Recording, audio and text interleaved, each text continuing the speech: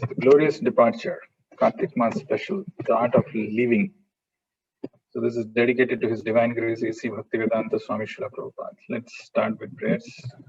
Om Jnanatimirandhasya Jnananjana Shalakaya Chakshurunmilitam Yena Tasmai Shri Gurave Namaha. Namo Om Vishnu Padaya Krishna Pristhaya Bhutale Srimate Bhakti Vedanta Swamin Nitinamine Namaste Saraswate Deve Gauravani Pracharine Nirvishesha Sunyavadi Paschatya Deshatarine Jai Shri Krishna Chaitanya Prabhu Nityananda Shri Advaita Gadadhara Shri Vasadi Gaura Bhakta Vrinda Hare Krishna Krishna Krishna Hare Hare Hare Rama Rama Rama Hare Hare. Hare Krishna.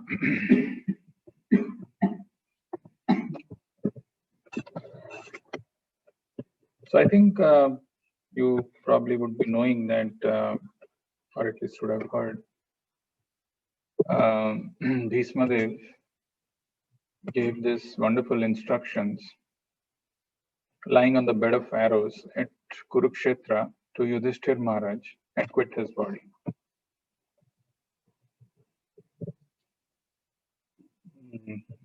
Srimad Bhagavatam, 1st canto, 9th chapter, talks about the departure of Bhisma Dev and his prayers.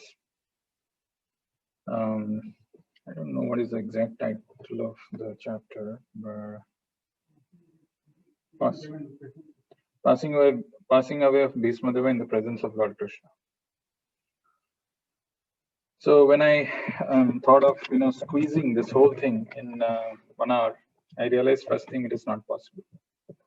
So having said that, it is so wonderful and so glorious, this Bhisma Dev's passing. For us, what is the big deal? He was lying, he said something, he passed away. But the way Bhagavatam has mentioned about his passing away, and especially those prayers that Bhisma Dev offers to Krishna, who was personally present, is very inspiring, especially for the devotees. Very, very inspiring. The reason being, like yesterday we were discussing that verse, if you remember, from the verse which was the purport which I was telling about this particular thing. When flying an airplane, one cannot take care of other planes. Everyone has to take care of his own plane. And if there is any danger, no other plane can help another in that condition. Similarly, at the end of life, when one has to go back home, back to Godhead, everyone has to take care of himself without help rendered by another. And very nicely, Prabhupada says that the help is, however, offered on the ground before flying in space. Before you took off, before you, get rid of the ground, there is help available in the form of like the spiritual master, the father, the mother, relatives, husband, others. All can render help during one's lifetime. But while crossing the sea, one has to take care of himself and utilize the instructions formally received. This was all in context of Draupadi. Nevertheless, we'll read this. Draupadi had 5 husbands and no one asked Draupadi to come. Draupadi had to take care of herself without waiting for her great husbands. And because she was already trained, she at once took to concentration upon the lotus feet of Lord Vasudeva, Krishna, the personality of Godhead. The wives also got the same result as their husbands in the same manner, that is to say, without changing their bodies, they reached the destination of Godhead. Srila Vishwanath Chakravarti Thakur suggests that both Draupadi and Subhadra, although her name is not mentioned herein, got the same result. None of them had to quit the body. Now, this purport is a very, very interesting thing because Prabhupada says ultimately we have to take care of our own plane ourselves. Even though the help is available in the form of instructions, in the form of the spiritual master, in the form of so many other things when we are here on the ground, but when once we took off, then we are all by ourselves. So that being said, nobody can deny the fact that we are living in this Kali Yuga, where even following the social etiquettes and customs are also difficult. For a child, for a children to respect his own father and mother is also becoming difficult, and it is not something which is very rare. You go to people's house, you see somewhere children are blatantly disobedient, not just uh, once in a while they are moody, they're not listening. It's not like that. You see it is in public. In I mean, there is no discrimination or differentiation, and where we live in an age where even the social customs, etiquettes, and norms are difficult to follow. What to talk about the scriptural things?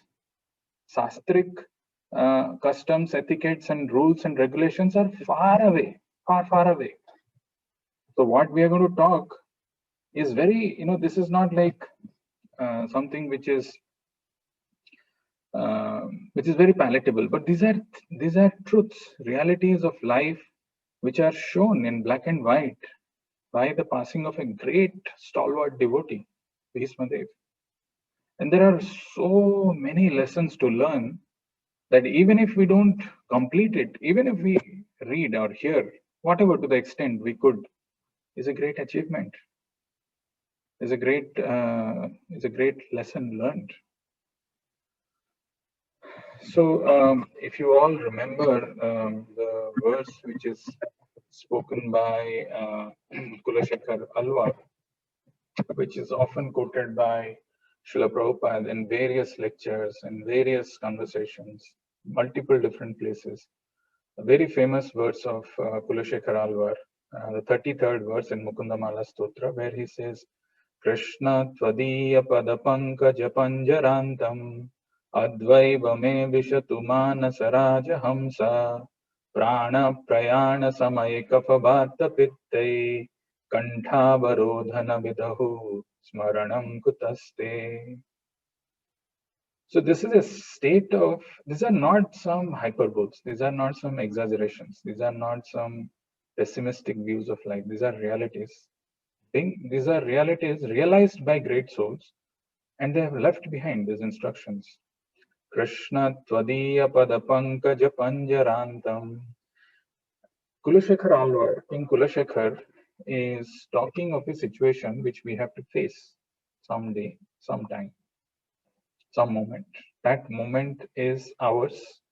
Unfortunately, we don't choose that moment, that day, that situation. Nobody chooses how it is going to be. But the situation doesn't differ much whether we are going to pass our body on this particular day or another day. So he's telling Kafavatta Pittahi Prana Prayana Samaye. Prana Prayana. Prayana is the time of departure. Prana Prayana Samaya, the time of departure, the time when the soul quits the body. Kafavatta Pittahi Kantavarodhana. Because there will be an imbalance of these three things inside us, kapha, vata, and pitta. The mucus, the bile, and the air. Kapha, vata, pitta. Because there is a balance now, of course, Ayurveda says some bodies are kapha bodies, some bodies are vata bodies, some bodies are pitta bodies. Some are mucus, some are air, and some are bile, based on what is more, what is less. But still, there is a balance inside each one of our bodies. But at the time of death, there is an imbalance. Kaphavata Pittai. What is the result of that imbalance? What happens if there is an imbalance? Kantavarodhana. Person can't speak. It becomes choked up. Kantavarodhana vidho smaranam kutaste. When we fall little sick, little, not much, little. I've got headache. I've got body pain. I've got toothache. I've got some other problems. I've got fever. What we prefer to do, we want to take rest to recuperate. We want to go to doctor to take some medicines so that we can recover. But this is a stage where there is no recovery. We have to just quit, and it is a very painful situation.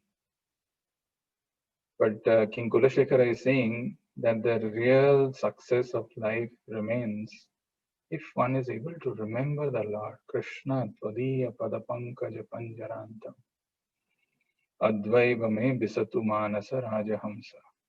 He's saying if that is not going to, I mean, if the situation at the time of death is going to be so difficult, why not quit my body now and remember the Lord when my body, mind, organs, senses, everything is working and is in my control. Let me take shelter of the Advaiva me Bisatu Manasa Rajahamsa. Let the swan of the mind like swan of mine, let it take shelter of the lotus feet of yours. Like the swan, before it quits its body, it enters its neck in a stem, in the lotus stem, and sings something called swan song, which is the last thing and very beautiful. Why not let me remember the Lord and take shelter of the lotus feet of yours and just quit my body now? You see, had it been spoken by some ordinary person, like people say they have a lot of opinions. What do you think? How is Biden going to do? What do you think? Well, I think he is an elderly, old person, politician, has got experience. He was vice president, so he is politician, can't trust. Okay, I can say. Somebody else says no, Biden looks good. Is even though he's old, body is aggressive. He'll do something better than Trump. No, nobody is checking us. I can give my opinions. There's nobody who's going to say, why are you thinking like this? Why are you talking like this? But ultimately, who cares for my opinion? Am I an expert in some political analysis? Or am I an expert in knowing the history of Trump and Biden and can predict that he's going to be a better ruler? I'm nobody. So, but if there is a political analyst, or if there is someone like, I don't know who it is, maybe Barack Obama has an opinion, or Bill Clinton has an opinion, maybe people will pay more attention to that. They'll have more credibility because they have already done that. They have some reasonably good experience. And based on their history, backgrounds, and their qualifications, people will believe. And here is a devotee of the Lord who's praying, Krishna Tvadiya Padapankaja Panjarantam. He's not praying to, scare us. He's not praying. He's not saying something out of his own whims and fancies. These are all realized knowledge. Krishna Tvadiya Padapankaja Panjarantam Advaiva me Visatu Manasa Rajahamsa. Prana Prayana Samaya Kapavatta Pittai Kantavarodhana Vidho Smaranam Kutaste. So that being said, where is the beginning of this glorious departure of Bhisma Dev? How does it start? Where does it begin? Actually, the context is very important to know what actually Bhisma Dev says.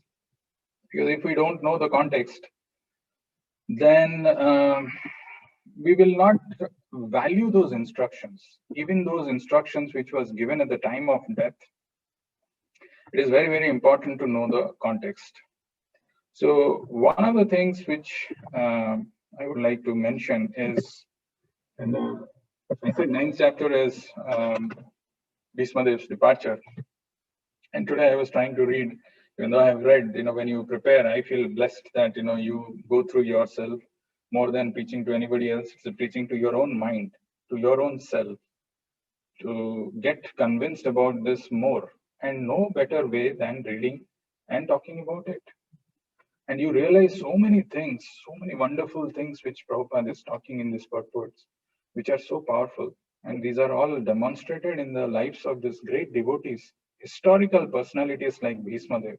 And when we see practically their lives, what they are saying, what is their mood, how they are quitting this body, we may get some inspiration. We may change our course of life and align ourselves in the same ways as that of these great devotees. That is exactly what is Mahajano Yena Gatasya Pantha. And Bhisma Dev himself is a Mahajan. So the beginning of this whole episode actually begins, when Suta Goswami was asked, how did Sukadev Goswami meet Parikshit Maharaj? Because a great exalted devotee doesn't meet a materialist, a king. It doesn't happen. What was the reason for Sukadev Goswami to meet Parikshit? That's something which we are discussing. One of the questions which we saw, Saunaka Rishi asking, sorry, I want to know what I said. Saunaka Rishi asking Suta Goswami, why did or how did Sukadev Goswami meet Parikshit Maharaj? Because we have seen in Chaitanya Mahaprabhu's life, he was extremely reluctant and hesitant to meet King Prataparudra. There is that famous verse, Niskinchanasya Bhagavad Bhajanunmukhasya Param Param Jigamishor Bhavasagarasya Ha Hanta Hanta Vishabhakshananto.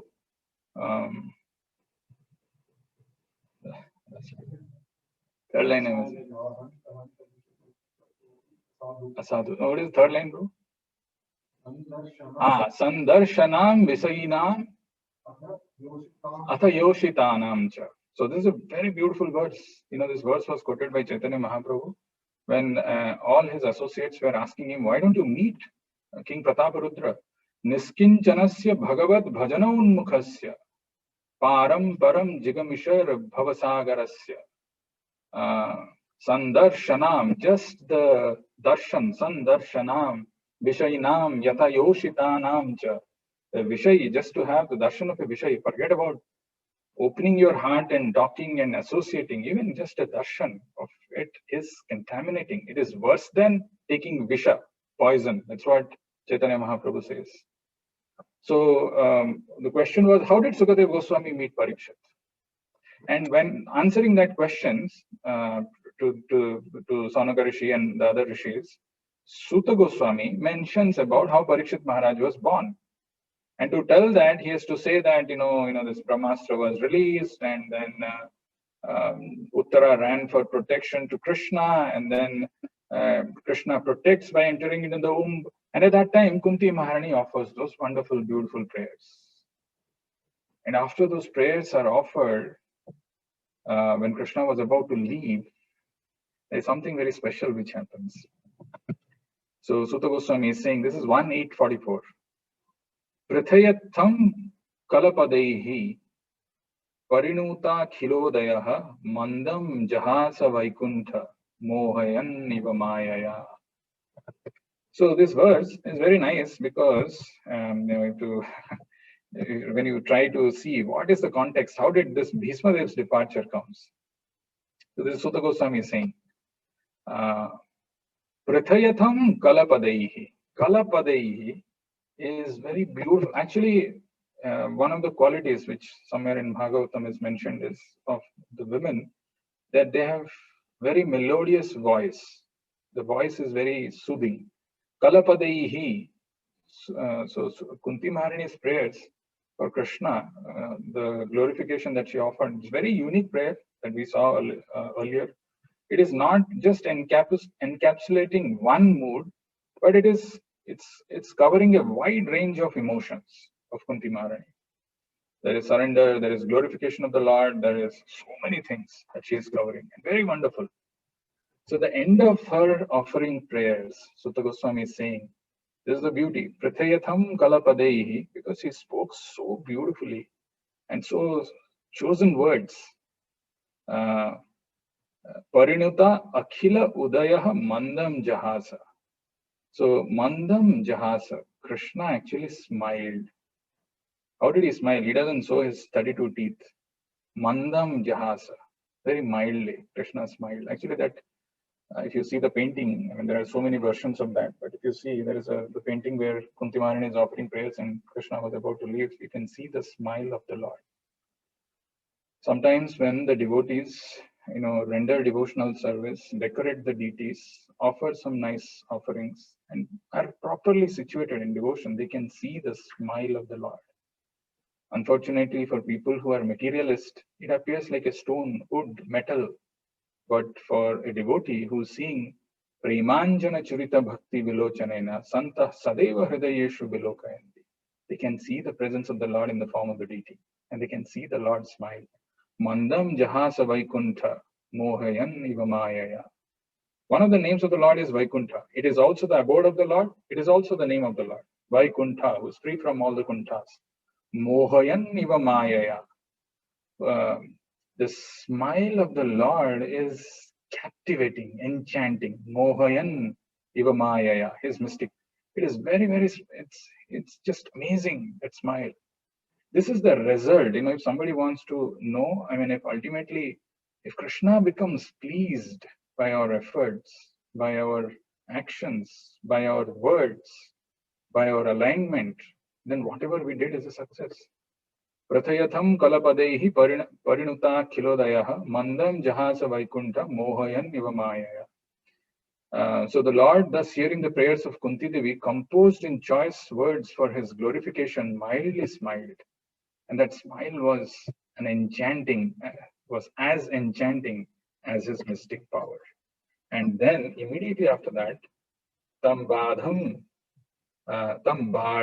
iti upamantriya pravishya gajasa habhyan striyascha swapuram yashyan premna ragya nivaritaha.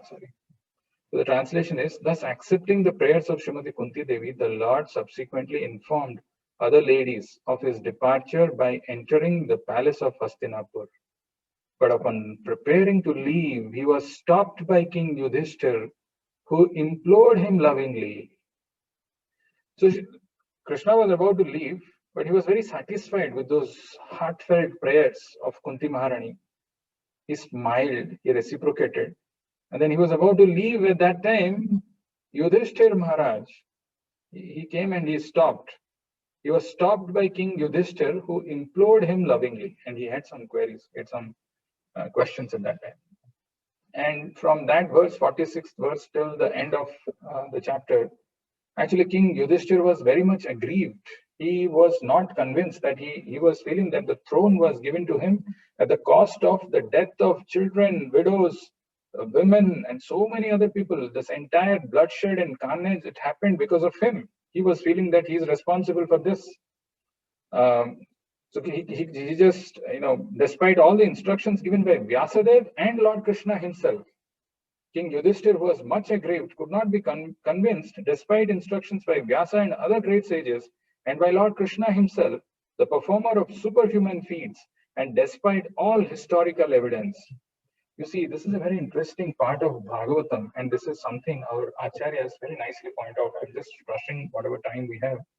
But important thing is, the same Krishna who spoke this knowledge to Arjuna, we know that towards the end, Arjuna says, Nashta moha smritir labdhva, tvat prasadat mayachyuta, stitosmi gata sandeha karishye vachanam tava. Nashta moha. Without Lord's sanction, the illusion can never go.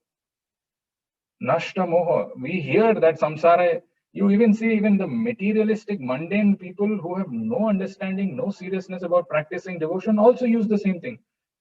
Just a janjal. The samsara is all.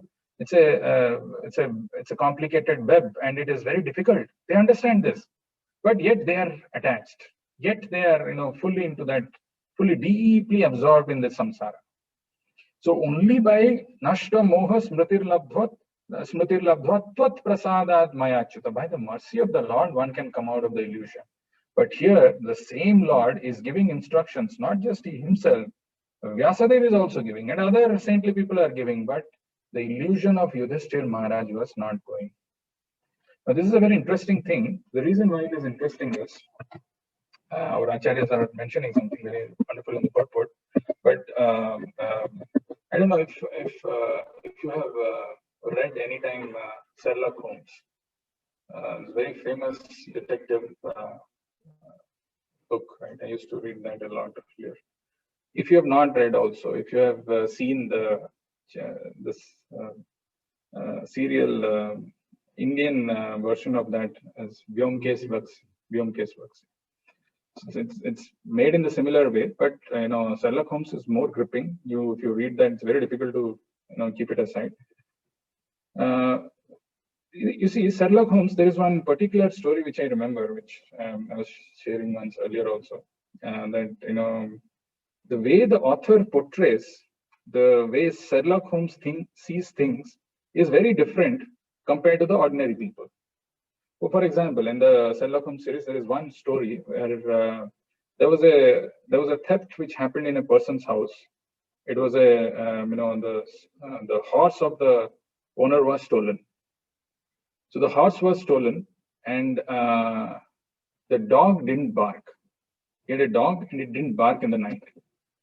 So what the author does is, the common man's perception is shown by his assistant.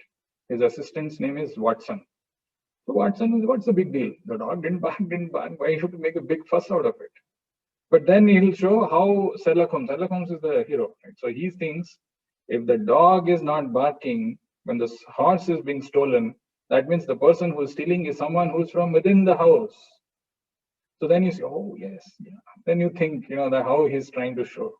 So it is. So if Bhisma Dev is not getting convinced by the same Lord who could dispel the illusion of Arjuna, that means one has to understand that the Lord has some different plan, and the Lord who's seated in the heart, as Paramatma, is telling, don't accept, don't go for that instruction. Because Krishna in Bhagavad Gita says, Matta smritir jnanam apohanam cha. From me only remembrance and knowledge and ignorance comes. So Bhisma Dev was not, Yudhishthira Maharaj was not convinced, and Krishna had another plan. Krishna had another plan, that he wanted to visit Bhisma Dev, and he wanted Bhisma Dev to be glorified. He wanted that it is, even if I tried, I could not convince, but Bhisma Dev, my devotee, when he spoke, he could convince, he could dispel the darkness, he could dispel the ignorance of Yudhishthira Maharaj. And that is how this whole thing starts. So I'll go quickly and try to finish some portion of it. In that some portion itself, there are so many lessons to learn. But if you really want to study, then study the prayers from 32 verse to the 42nd verse. These are the prayers which Bhisma Dev offers, and they are just amazing. They are really amazing. If you really read properly, not rushingly, and spend time, you can see some gems and nectars. Anyway, we will see some things, but very wonderful prayers. You see. So this is how it begins. Sadate bharatah sarve sadasvaihi swarna bhusitaihi anvagachan rather vipra vyasa dhaumyadayas tatha tadate bhartrah sarve, all the brothers, sadasvaihi swarna bhusitaihi.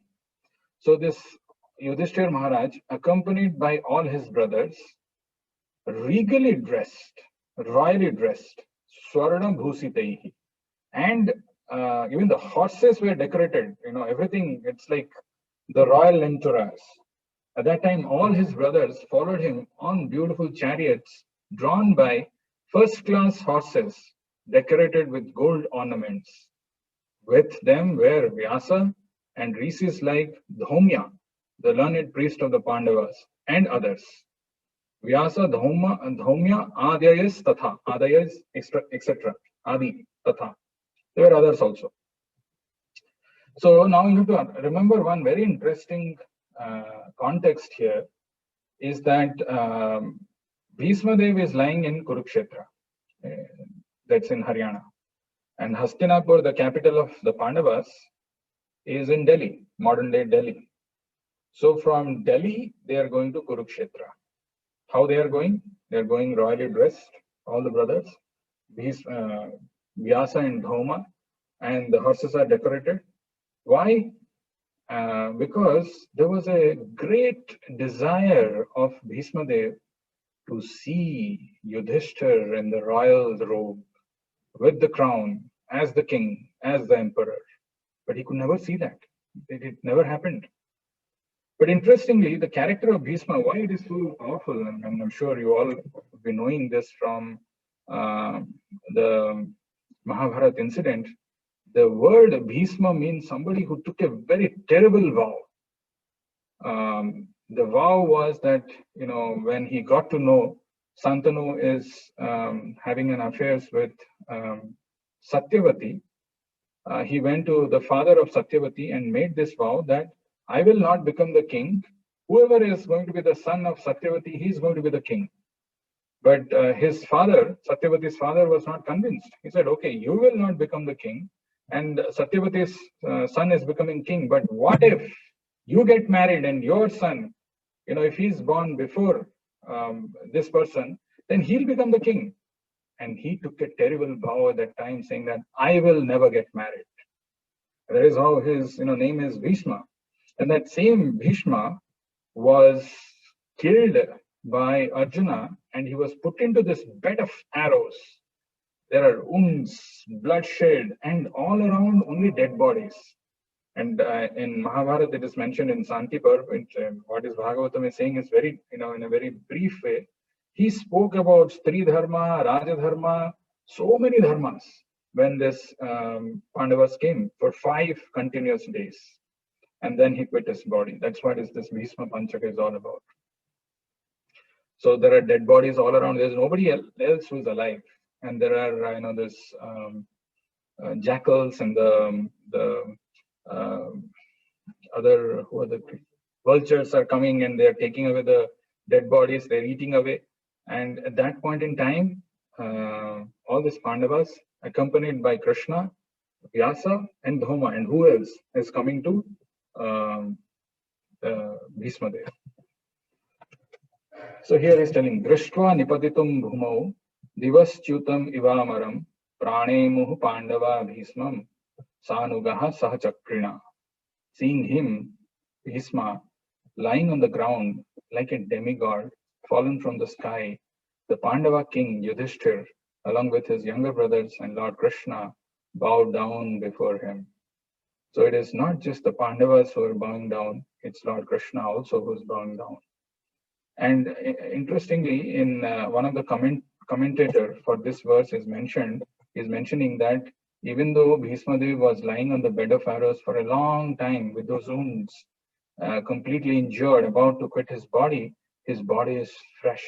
That's why the word used here is, he was lying on the ground like a demigod fallen from the sky, like a devata. Drishtva nipatitam bhumau divaschutam iva amaram. Amaram is like a demigod, is lying there. What is the value of our body? It's actually, and in Bhagavad Gita it is mentioned, Navadvare pure dehi. Excreta is coming out. Even, we are wearing a shirt for long days, for a long time. It starts stinking because of the sweat which is coming out of our pores. Nothing valuable about it. Not just external mala, there is internal mala also.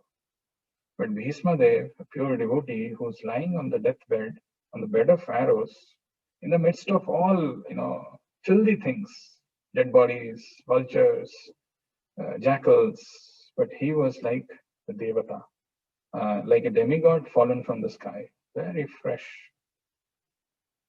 So then what happens? Tatra brahmarishais sarves, devarishais sattama, rajarishais tatrasan, drashtum bharata pungavam.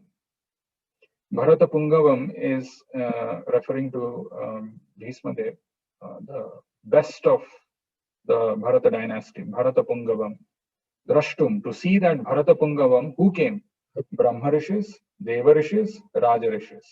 Tatra Brahmarishis sarve, Devarishis cha sattama, Rajarishis cha tatrasan. Drashtum Bharata Pungavam. See, in those days there was no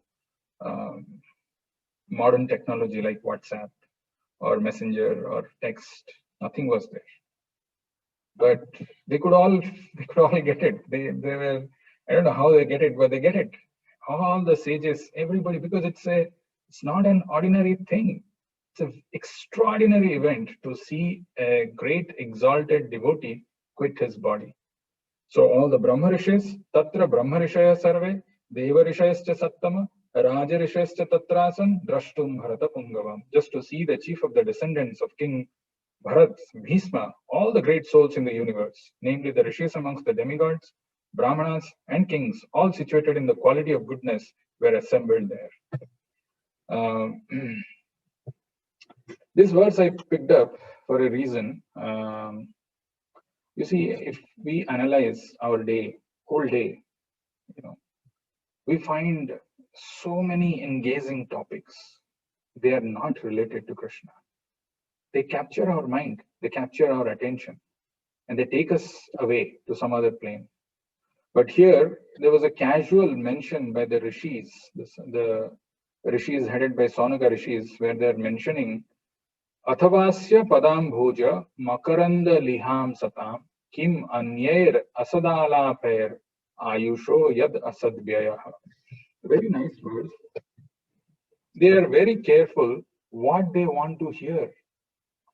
Sometimes we think it is not very important. After all, I heard it, I saw it for 15 minutes, 10 minutes, one channel, one movie, one cartoon, one this thing, something which is not related to Krishna. For some time, I'm thinking it is entertainment, something I'm trying to take a break and understand.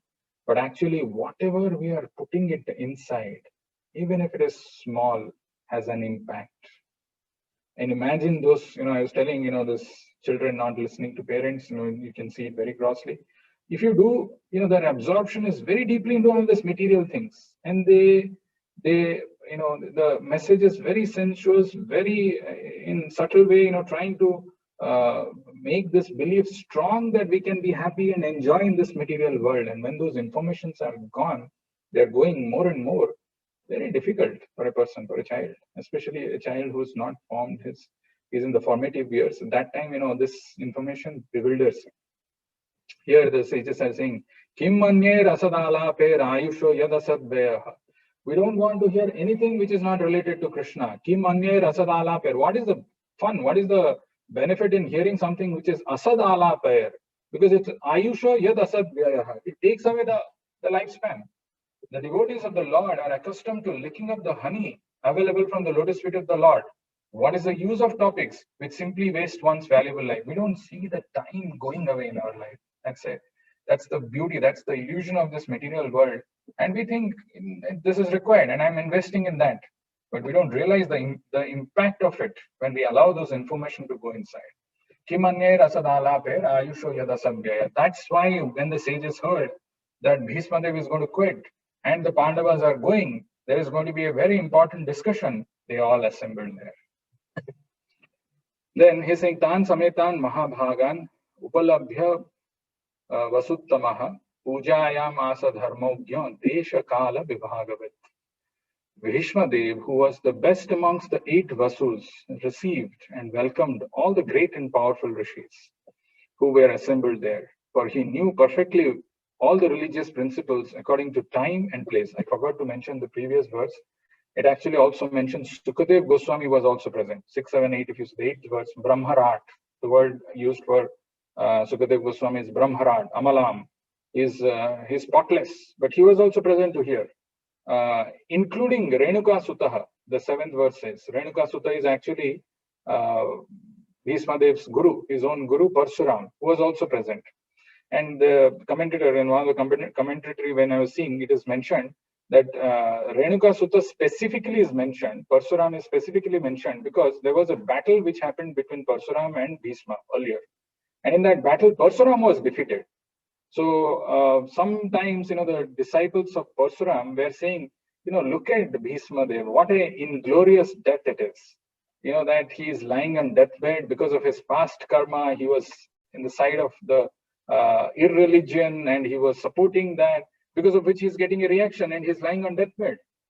Now, to prove these disciples wrong, not only he himself came, he came along with his disciples. Renuka Sutta. Is it Renuka Sutta? What is the 7th verse? 6, 7 verses. Renuka Sutta. Yeah, that's Parsuram. So now in this verse, 9th verse, Bhisma Dev, who was the best among the 8 Vasus, received and welcomed all the great and powerful rishis who were assembled there, for he knew perfectly all the religious principles according to time. And very, very, very important thing is Desha Kala Vibhagavat. People may know so many things, so many, they may have so much of information, but an Acharya, The person who's a pure devotee, he knows Desha Kala Vibhagavit. Based on time, place, and circumstances, how these religious principles are relevant. And Bhismadev was knowing. That is why Yudhishthir Maharaj is coming, because he is a knower of the principles relevant for the time, place, and circumstances. Like Srila Prabhupada, when he came to this Western world, I mean, if you read the biographies, any of the biographies, you can see how much of criticism, how much of opposition for Prabhupada to come to this Western world. You're crossing this ocean, it is a precedent, it has never happened. And then he's meeting all the hippies, allowing so many things. But pure devotee knows how to impart this instruction based on the time, place, and circumstances. Desha Kala Vibhagavat. Krishnam chatat prabhavagya asinam jagadishwaram hridistham pujayam asa mayayopata vigraham. Lord Shri Krishna is situated in everyone's heart, yet he manifests his transcendental form by his internal potency. This very Lord was sitting before Bhismadev, and since Bhismadev knew of his glories, he worshipped him duly. We will see the mood in which Bhismadev offers his prayers, because sometimes it may appear like there were demons who were fighting against Krishna. Chanura, Mushtika, Kamsa, so many demons were killed by Krishna. What is the difference between Bhismadev being on the other side of the army, not on the same side as Krishna, shooting an arrow at him, trying to fight with him? Is it any different or is it the same? But the mood of Bhismadev is revealed when he opens his mouth and offers these prayers. We don't have much time. We'll see quickly. Pandu Putran Upasinan, Prashraya Prema Sangatan, Abhaya Chashtanu Ragasraya, Andhi Bhutena Chakshusha. So you see the mood of Bhismadev. The sons of Maharaj Pandu were sitting silently nearby, overtaken with affection for their dying grandfather. Seeing this, Bhismadev congratulated them with feeling. The word congratulated is Abhyachashta. Abhyachashtanu Ragas Chair. Anuragas Rare. There were tears of ecstasy in his eyes, for he was overwhelmed by love and affection. So imagine the scene. Dead bodies all around. There are sages who have assembled to hear. Bhismadev is lying on deathbed. Yudhishthir Maharaj, accompanied by his brothers, are there along with Krishna. And there are tears of ecstasy coming out of Bhismadev, and he's congratulating them, congratulating the Pandavas with feeling. You see, in material world, when two people meet, usually, first thing is, how are you? What's going on in your life? Oh, by Lord's grace, everything is fine. Then you ask, what's fine? If he reveals himself, or if you ask, oh, my job is going well, despite the fact that there is COVID and so many of these things. Then there are I've not been affected, or I've been affected, I've come out of it. No, these things. That's all we feel is being fine. Or if it is not, if the other person starts sharing, well, in my life, this is going on bad, this is not happening, I lost this thing, there are some cheats who cheated me, they promised something and they took away my money, and then I'm left with nothing, and those kind of things. Then the other person says, wait, man, what are you saying? Your problem, you're my problem. My problem is bigger than yours. My son is not listening to me, my wife is doing something else, my boss is angry with me, and my job is at stake. He'll say, my problem is how big? But here, there are tears of ecstasy coming out of Bhismadev's eyes. He's lying on deathbed, painful state. But he had this benediction of dying on his own will. But he's congratulating the Pandavas, and very nicely, the first thing that he speaks, and the context for this verse is, what can give us protection? And this verse is 1.9.12. where Bhismadev is saying, Aho kashtam, aho anyayam, aho kashtam, aho anyayam, yad yuvam dharmanandanaha, jivitum narhata klishtam, vipra dharma chutashrayaha. Very, very interesting verse, very powerful verse. That's the first word which is speaking Bhismadev. Aho kashtam, he's saying, oh, alas, how much of hardships, kashtam is how much of terrible sufferings, aho anyayam, and how much of injustice, terrible injustice. Aho kashtam, aho anyayam, yad yuyam dharmanandanaha. You are yourself dharmanandana, you are actually son of dharma. Jivitum narhatam klishtam vipra dharma chutashraya. Now, this verse is very significant because the question raised by Bhisma Dev is very pertinent. He's telling, oh, what terrible sufferings, what terrible injustices you good souls suffered for being the sons of religion personified. Now, the sons of religion personified are not supposed to go through this kind of injustice and, the terrible sufferings, but they did. Then you did not deserve to remain alive under those tribulations, yet you were protected by the Brahmanas, God and religion. Vipra dharma chutashraya. What can give us protection in this material world? So Bhisma Dev is saying, yet you were protected by the Brahmanas, Vipra, Dharma Chutashraya, God and religion. Why the Brahmanas are so important? Why is it that Brahmanas are glorified or Brahmanas are required, worshipped? Krishna also says, "Go Brahmana Hitaya Cha." Brahma, that Purnahuti time we sing that song. Why is it? Because the society needs direction. Society needs that intelligent people to guide them in the right way. As for this, not everybody can do this. It is not easy. And Brahmana doesn't mean somebody who's wearing this 20 paisa Janayu. That's what Prabhupada says. Not buying a thread and putting it. That's not the Brahmana. Brahmana is by his nature, by his karma, by his actions. And those people are very essential to ensure that there is some sanity and some kind of a direction in this chaotic, directionless society. Very interestingly, if you see the purport, Prabhupada is saying, as long as a person is fully in cooperation with the wishes of the Lord, guided by the bona fide Brahmanas and Vaishnavas, it is not exactly at the beginning, but Prabhupada is saying this is a very important principle, how we can be protected. If, as long as a person is fully in cooperation with the wishes of the Lord. So when we align ourselves with the Lord's plan, when we act as per the Lord's wish, as per the Lord's mission, when we act, we are protected. As long as a person is fully in cooperation with the wishes of the Lord, guided by the bona fide Brahmanas and Vaishnavas, and strictly following religious principles, one has no cause for despondency, however trying the circumstances of life. Bhisma Dev, as one of the authorities in the line, wanted to impress this point upon the Pandavas. Very important point. It's mentioning Dharma, Vipra Dharma Chutashraya. Vipra is the Brahmanas, the Vaishnavas. Dharma is the religious principles, and Achyutashraya. Three things. Because Yudhishthir Maharaj was always taking the shelter of these three things. How can he go through this? And he himself, Yad Yuvam Dharma Nandana, he is himself the son of the Dharmaraj. You good souls suffer for being the son of religion personified. You did not deserve to remain alive under those tribulations, yet you were protected by the Brahmanas, God, and religion. We'll go a little quickly to finish at least one portion of this. We may not be able to reach the actual prayers, which starts in 32nd verse. But I seriously recommend that you read that. Sometimes when Lord allows, we can have another discussion. That's just so beautiful how Bhisma Dev absorbs his mind in Krishna's form, and what kind of a form he sees, and what beautiful description of Lord's form.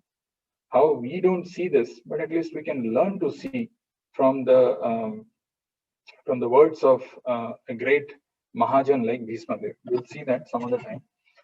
So then he's telling Samstite Tirthe Pandu Pratha Bala Praja Badhuhu Yusmat Krite Bahun Kleshan Prapta Tokavati Muhu. Okay, forget about you people having all this kind of things. What about Kunti?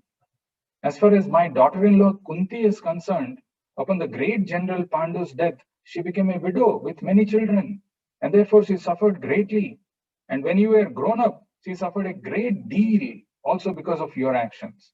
See, there is not a single mention, oh my God, I'm lying here. This is so painful. Nothing is, no one around to talk to. I'm just, I don't know when, I'm just waiting that Uttarayana to come. Nothing of that, none of those complaints. He's just seeing the compassion. This is called Paradukhe Dukhi. He's seeing the trials and the tribulations that the Pandavas had to go through. And even if Kunti Maharani is not present, He's telling, what about her? Okay, I can understand that, you had to go through for some reasons, and that Prabhupada is mentioning what is the reason why Pandavas went through all these problems. But what about Kunti? She didn't do anything wrong. But why she had to go through? And then the answer he gives in these verses, which is very, very nice. Sarvam kala kritam manye bhavatam cha yad apriyam sapalo yad vase loko vayo riva ghanavalihi. And yatra dharma suto raja gada panir brikodaraha krishnostri gandivam chapam suhrut krishnas tato viprat. And these two verses are very, very nice, where Bhisma is telling actually what is the reason why they had to go through this problem. He's telling, in my opinion, this is all due to inevitable time, under whose control everyone in every planet is carried, just as the clouds are carried by the wind. So this, if you see in one way, you see what is the big deal. We also say uska kaal kharab chal raha, uska time kharab hai to ho gaya. That's all. But it is not the same way as we say that uska time kharab tha. In my opinion, this is all due to inevitable time, under whose control everyone in every planet is carried, just as the clouds are carried by the wind. In Bhagavad Gita, if you read carefully, in the 11th chapter, Krishna says, Kalosmi. I am actually that time. Kalosmi. I am the time, and I destroy everything material. There is no exception. Everything material, including our body. Just the body, nothing else. Body gets destroyed. So here, the understanding of time, you have to read the purport very beautifully. Prabhupada explains what it is. And then the next verse, where he's telling, oh, how wonderful is the influence of inevitable time. It is irreversible. It is irreversible. This is a very powerful word here. Irreversible, cannot be changed. Happened, moment gone, gone. 1 second, 1 year, 1 month, 1 day, 1 week, gone. And something happens, have become old. Can I do something? Can I go back? No. It is irreversible. Another thing about irreversible is, always we expect that things to be always in our control. I want to have nice time where everything is in my control and happening in my way. Doesn't happen, because this is the law of nature. This is how it is. If you remember, once I had shared this, there was an interview of Muhammad Ali, the famous boxer, Cassius Clay, his name before he was converted to Islam. When he was asked, which is the most difficult punch in boxing, like in let's say cricket, we have some googly, so, or some off spin is, there's a reverse swing.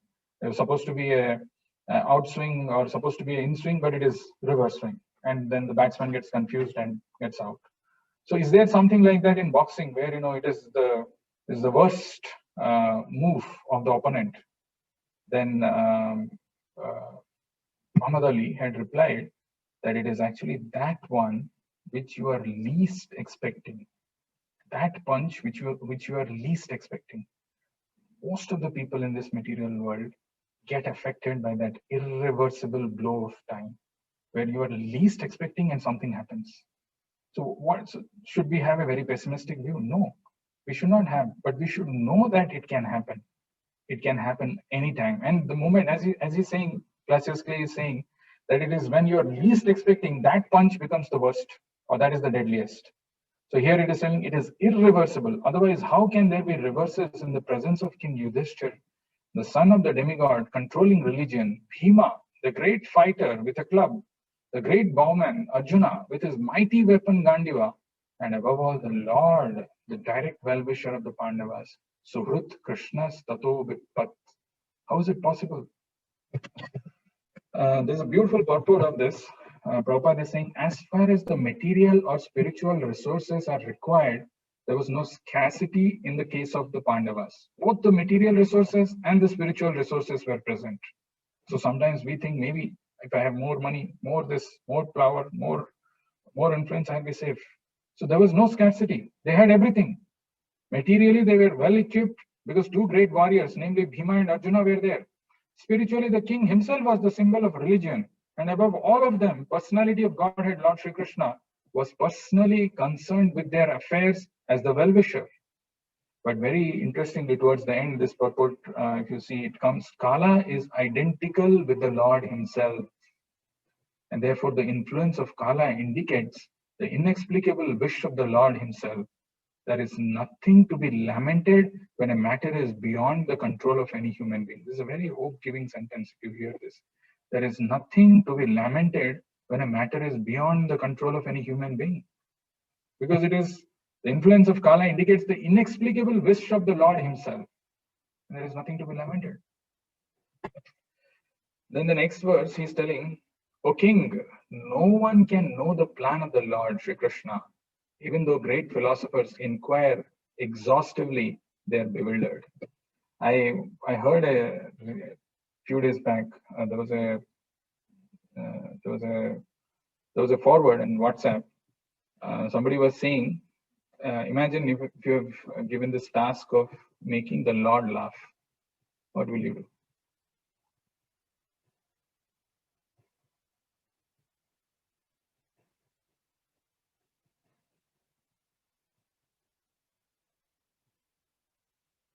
So the answer is, I mean, of course, what do we know how the Lord will love? It's just a forward. So he said, you go in front of the Lord and you say, 7 days hence, I'll have this plan. I've been thinking about this.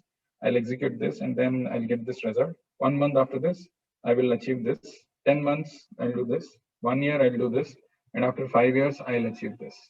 So you share your plan of the future and the Lord will laugh. O king, no one can know the plan of the Lord, Sri Krishna.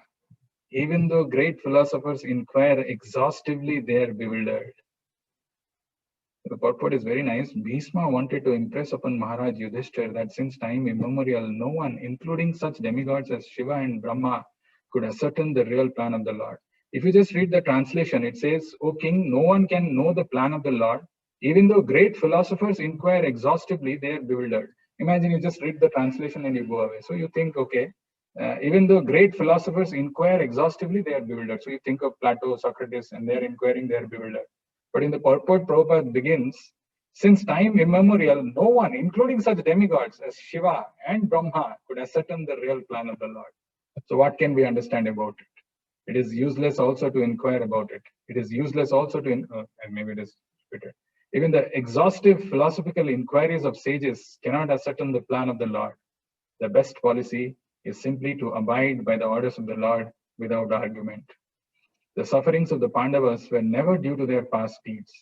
The Lord had to execute the plan of establishing the kingdom of virtue, and therefore his own devotees suffered temporarily in order to establish the conquest of virtue. This line was a very powerful line, I thought. The Lord had to execute the plan of establishing the kingdom of virtue. Because of establishing the kingdom of virtue, so his devotees suffered temporarily in order to establish the conquest of virtue. And then see, the very, very, very powerful thing, Bhisma was certainly satisfied by seeing the triumph of virtue, and he was glad to see King Yudhishthira on the throne, although he himself fought against him. Now, this is a very powerful one, the next line. Even a great fighter like Bhisma could not win the battle of Kurukshetra, because the Lord wanted to show that vice cannot conquer virtue, regardless of who tries to execute it. Doesn't matter if it is a great devotee like Bhisma Dev, if he is on the side of vice, he cannot be a winner. Even a great fighter like Bhisma could not win the battle of Kurukshetra, because the Lord wanted to show that vice cannot conquer virtue, regardless of who tries to execute it. Bhisma Dev was a great devotee of the Lord, but he chose to fight against the Pandavas by the will of the Lord, because the Lord wanted to show that a fighter like Bhisma cannot win on the wrong side. I just want to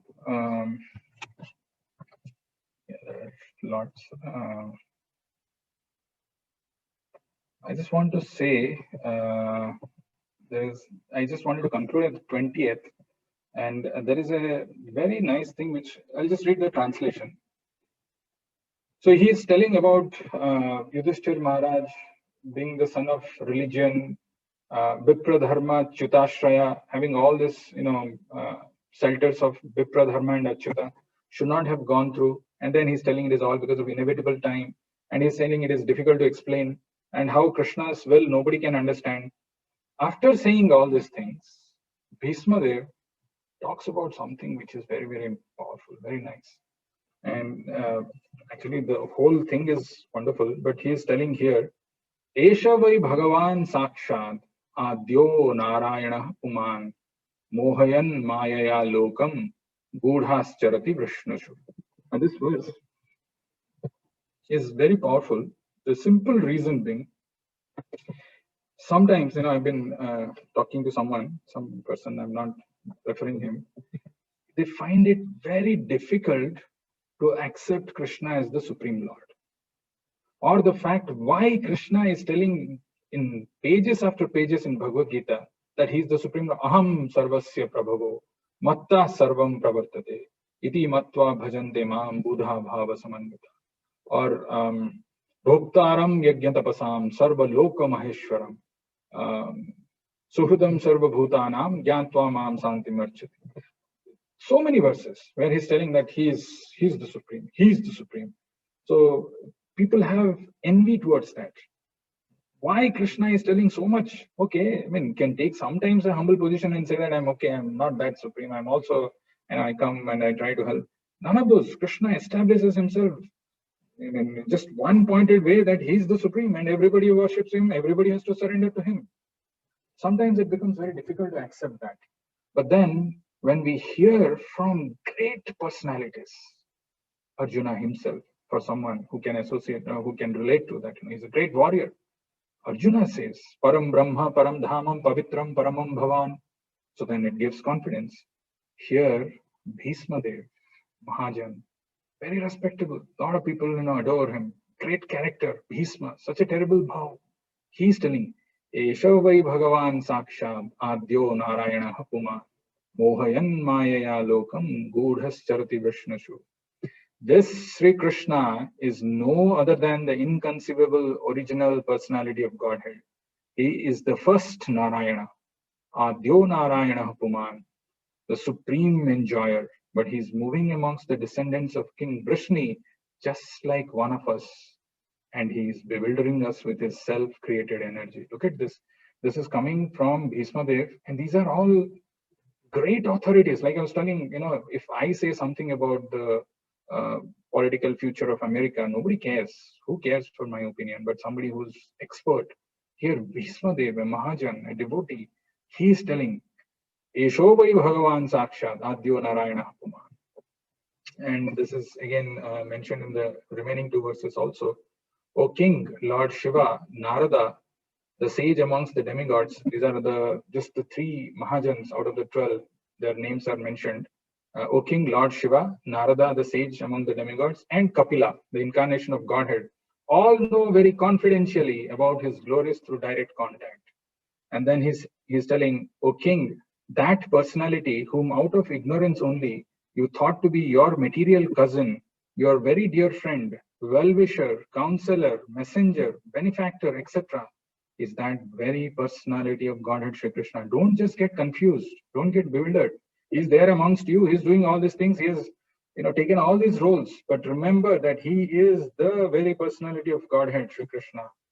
And in the purport, Prabhupada says, Lord Shri Krishna, although acting as the cousin, brother, friend, well-wisher, counselor, messenger, benefactor, etc.